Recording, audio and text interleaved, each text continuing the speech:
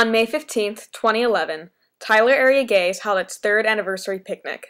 This year, we took the opportunity to reach out to gay, lesbian, bisexual, transgendered, queer, and questioning youth, particularly in the East Texas area, by sharing our stories and showing our support. This is our message to you. When I was about 13 or 14, I knew I was different. Growing up, I lived in a very Christian family. I was raised to believe in Christ. Growing up gay in East Texas was pretty tough. I moved here when I was 10 years old, and so my teenage years were a real awakening. I thought I was the only person like me on the whole planet, and that was difficult because there was nobody to talk to, and there were times I felt very alone. When I was a kid, I remember in high school the worst thing in the world that you could possibly be was a homo. And I didn't really know exactly what that was, just that it was something that I didn't want to be when I grew up. And then as I got a little bit older and realized that that's exactly what I was, it came as a shock. And I really lived with a lot of internal strife with that, and I really struggled with that for a long time. You always felt like you were living a secret. You can never really be who you are. Part of the time you don't know who you really are. Growing up, I mean, I don't know. I remember when I was in kindergarten, I could say everyone played house. And, everyone had, house involved, husband, wife, kids, dog, cat, horse, whatever. And when I played house, there's other boy in my kindergarten class who actually was my husband.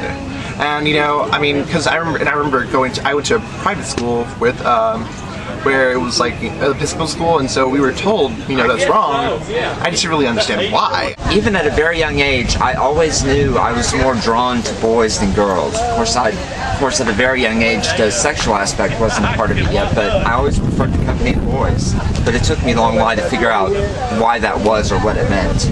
I'm not going to say it was super easy living in a small town, growing up, being gay, but I got through it, and I'm here today.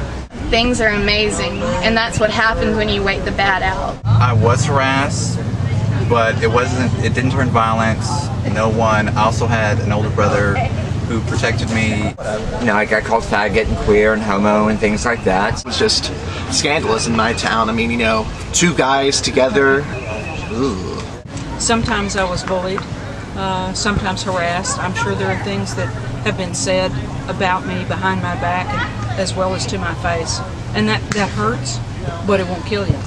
I've been harassed a couple times so far. I mean, nothing's happening in a violent nature, but I mean, being in a small town, you're going to run into your moments. Some people are just not open-minded to it. It was really rough telling my mom.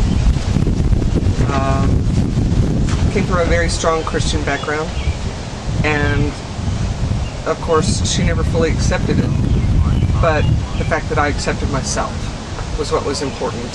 When I was about 29 years old, it occurred to me that I was going to die someday, and I asked myself if I wanted to live my whole life as a lie or if I just wanted to be who I was. So that was kind of the moment that I came out to myself, and I have never looked back. From that moment, it was such a liberating feeling, just such a feeling that I felt natural and felt like I was able to be who I really was. And so I just want you guys to know that that it does get better, because if you are who you are and you're honest with yourself and with the world, that there's no better feeling. See yourself as one of the crowd, even if you happen to look like a rainbow and everybody else is just one color. I write fiction. I've been a professional author for about 7 years, and most of my stories are about gay characters. And what's unusual about that is most of the places that have published me have largely heterosexual audiences. And what's been the most amazing to me throughout these last 7 years is how many heterosexuals out there are interested in learning about gay culture and gay stories. And so what I would say to you right now, if you feel isolated, if you feel no one really cares about you, is that it's not true. There are lots of people out there who are interested in hearing your story. And if you can just hold on until you've developed the courage and the skill to tell these stories, then you will find an audience for them. So in that way, it does get better. You will find people who want to hear your stories. All you have to do is have the courage to tell them. Search deep and know your strengths and weaknesses, and then that you should be able to stand on your own. If you're feeling suicidal, just write about it. Just figure out why you're suicidal. Figure out, everything, just keep in mind that it will eventually get better. Just love yourself. You are perfect the way you are. There's a reason why you are the way you are. And nobody is going to love you until you love yourself. Falling in love with yourself is the beginning of a lifelong romance. It's really important to get to know yourself and to love yourself. Be who you are and love who you are. Because there's someone out there that's going to appreciate you who you are and for what you are. Life seems really hard right now, and for me, when I was suicidal, the one thing that kept me going was to tell myself, tomorrow deserves a chance. Work through it, be around friends, and don't ever stop reaching for the stars, because it is within reach. Well, I have a couple of suicide attempts in my past as well, and a lot of that was because I felt isolated or misunderstood or what have you. And I guess I would say it's probably been said by others just to hold on.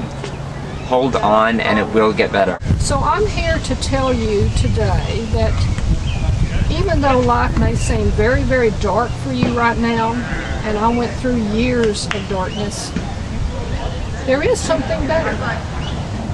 And that something better is admitting who you are and what you are and embracing it.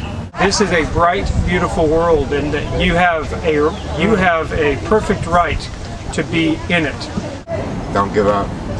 Don't do it. Just hang in there, just hold on. I know things suck right now, but it really will get better. Talk to somebody. Keep your head up. No, you shouldn't have to feel the way you feel. Everything can change. Every action has a reaction, and you wouldn't just be hurting yourself, you'd be hurting other people around you as well. I think that growing up is hard, whoever you are, and emotions change. Whatever you're feeling right now, however bad it is, you don't always feel that way. It does get better.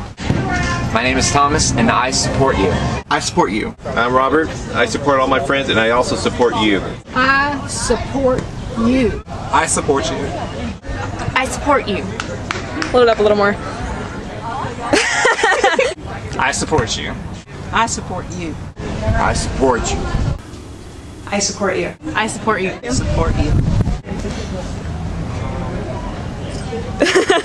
Say it. I support you. I support you. We support you. I wasn't ready. I support you. I support you. We support you. It really does get better.